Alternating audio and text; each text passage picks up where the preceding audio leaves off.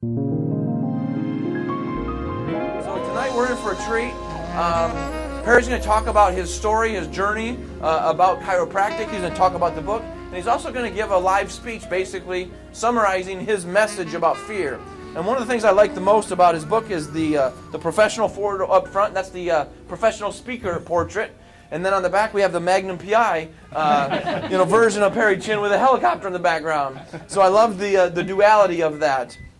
So, without further ado, let me read you his introduction and we'll get started tonight. Perry Chinn is a doctor of chiropractic. He's an author, a speaker, and 23-year veteran of small business, practice, and management. He is a member of the management team of the CPG Global with projects in aviation, international chiropractic education, and nutritional supplement development. A graduate of Life University in Marietta, Georgia, he continues in his private practice here in the Seattle area and spends much of his spare time speaking, coaching, and teaching chiropractic technique and giving helicopter instruction. Dr. Chinn is available for keynote speaking and empowerment training. He lives with his wife and family in rural King County, Washington. Without further ado, let's give a standing ovation for Dr. Perry Chinn. Congratulations. All right.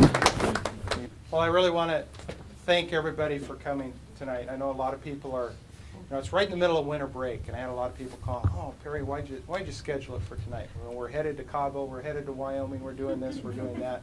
We got kids, but I just really want to thank all of you for coming. It means a lot to me. This is a big project, a lot of fun. Why did I write the book? As Patrick said, we met a little over a year ago, and this was a project that had been kind of gnawing away in the back of my brain for quite some time. A little interesting journey. I know everybody has their own story, and it's my journey, my experience of working through this little thing, this four-letter word that starts with an F, called fear. There's a little bit of a sense of urgency, in my opinion. If anybody here ever listened to the news? Ever turned the news on? 48. Yeah. Pretty much a common theme whenever you watch the news or listen to the news on the radio, even if it's anything from Fox 13 all the way across the gamut to even NPR. A lot of what you hear is the world's response, the world's reaction to fear. And you can really distill everything. If there's any drama going on out there, if there's anybody in pain, if there's anybody having a difficult time with relationships, if you really distill it down, it really comes down to that common denominator of fear. So I wanted to address that. And so I started putting a few words together, and Dr. Peter is here, and I remember a year and a half ago or so, he said, "Perry, let's do this thing. You go online and you commit to writing a novel in 30 days, I think it was. 80,000 words in 30 days. And I got typing on it, and Peter emailed me, "How you doing?" "Well, I got 3 words today," or something. And I realized pretty quickly that the novel just wasn't me. I was more the nonfiction guy. I had a message that I really wanted to share.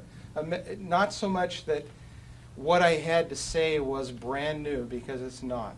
Everybody from Wayne Dyer to Dennis Waitley to Charles Tremendous Jones to Deepak Chopra, there's a common theme to understanding who you are and who you are distinct from that fear. But I really felt, and I had a burden to share my story because I thought my story was a little unique, especially the way my life began and how I was introduced to that concept of fear. Now, I've been a chiropractor for 24 years, graduated December of 1986 from Life University, and so I've spent a lot of years in pain, okay? Not so much my own, but in the midst of pain, people coming to me and not necessarily walking up and saying, "Dr. Chinn, I really understand the concept of chiropractic. I want to understand the wellness from within, etc." No, they don't say that. They say, "Doc, I hurt here. Fix it." But I've been dealing with pain for all these years, and what I started to notice as the years went by, and Dr. Bob, he's practicing twice as long, and he's retired now, but he's practicing the Gunstead technique for twice as long as I have. And a common denominator that we would see are these patterns of pain in the body, these patterns of stress, these patterns of being tight and needing a chiropractic adjustment, which was awesome, but they kept reoccurring. These people would come in, you'd fix them, then they'd come back, and they'd come back, recurring. And pretty soon you started to see that, okay, if we're really a doctor of cause, we like to say, well, DC stands for Doctor of Chiropractic, but we like to brag and say, no, it's more Doctor of Cause. But if we really are we really addressing the cause of these issues? Or is it just another stepping stone in the symptomatic cycle? And any of you that know me, Dave, there you are. Dave and his wife Kim and Melanie, my boys finally got here, awesome. We went to a Rotary auction about a week ago, and we had a great time. And I said, we're having this open house. I get my trunks full of stuff. I really want to drop some stuff off here. So we walk in and flip the light switch, and a spark, and the light flickers, and wow, what's going on with that? And there's a light bulb. So, me being a really sharp guy, I said, hey, there's a ladder in the back. So I went and grabbed the ladder, and I'm sure Dave's thinking, oh, yeah, chiropractor's going to change the light bulb. And so I climb up on the ladder, and I actually got it done. Well, not that one time, but it took me a couple of visits. But the saying goes, how many chiropractors does it take to change a light bulb? Only one, but it takes 22 visits.